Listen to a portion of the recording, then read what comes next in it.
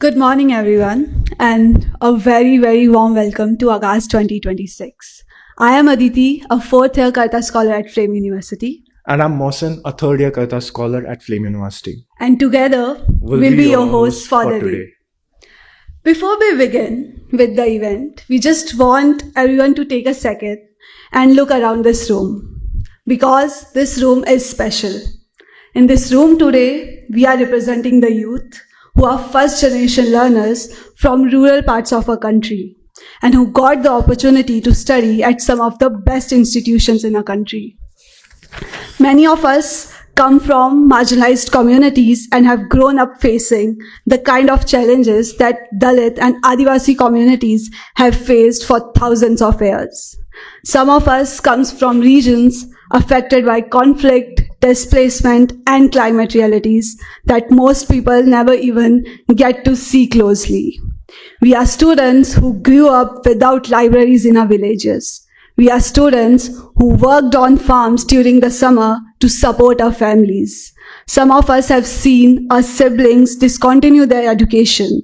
Some of us have seen our sisters, brothers getting married at a very young age. Among us today are students from landless families who are graduating. Many of us come from single-parent households and have seen our mothers struggle every single day just to make sure we could continue studying. And still somehow we made it here, which is why this room means so much to us and to everyone present here.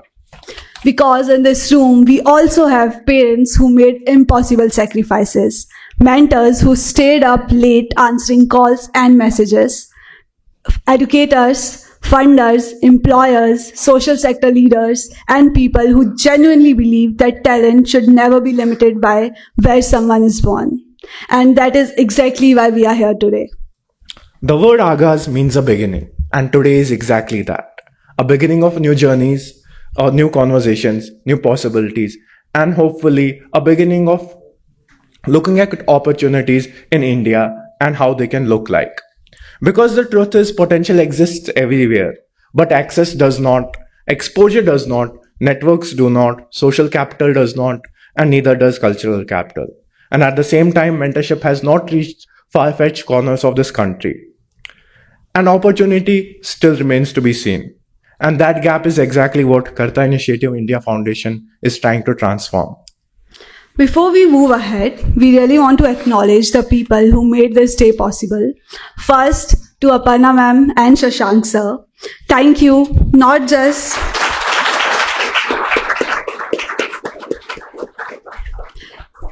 not just organizing today, but for building Karta with so much intention, empathy, and belief.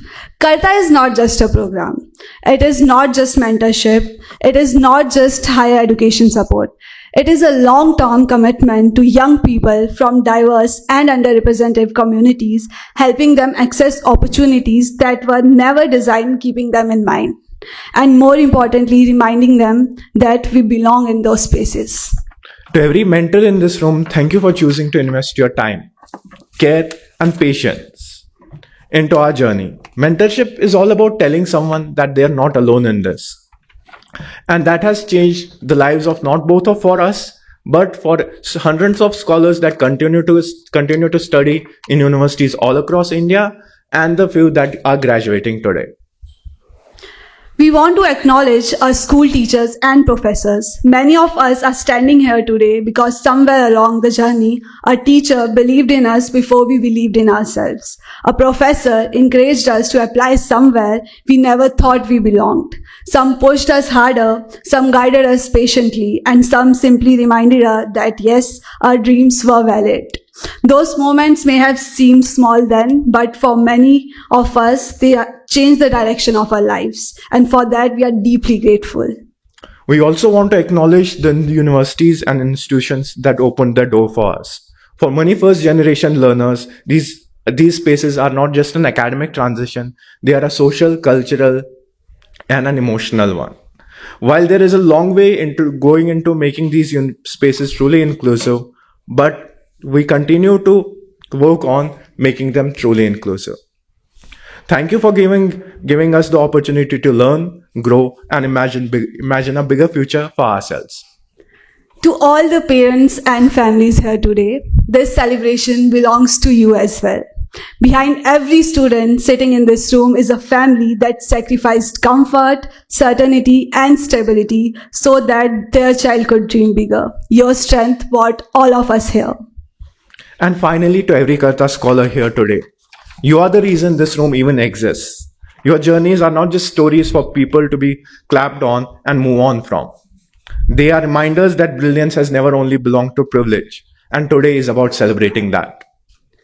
Today's theme revolves around marginalization, inequality, mobility, access, dignity, and the future of education. But for many of us in this room, these aren't abstract ideas, they are lived realities. We know what it feels to enter spaces where nobody looks like you, to feel behind because everyone else somehow already know the rules of the game. And that's why today matters, because this isn't a conference where people talk about young people from diverse backgrounds.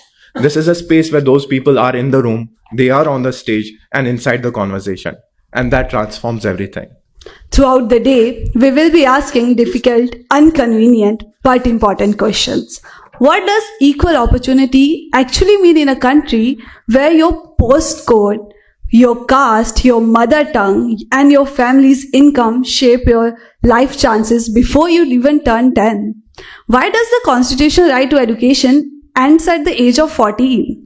Who gets access to quality higher education and who gets quietly redirected toward the more practical alternatives? Can a first generation student aspire to a college they have never even heard of? Can you dream of a future you have never seen? What happens after admission? Does belonging follow automatically or does it have to be fought for quietly every single day? Why does the conversation about education for marginalized communities so often end at vocational skilling, while affluent families are never asked to make the same trade-off? When a young person from a marginalized background finally enters a workplace, who decides whether they get the internship, the project, or the promotion? And what role does bias play in that decision, even when no one in the room thinks of themselves as biased? How do you get the seat at the table when the table was built without you in mind? And ultimately, what kind of institutions, what kind of society does this generation actually want to build?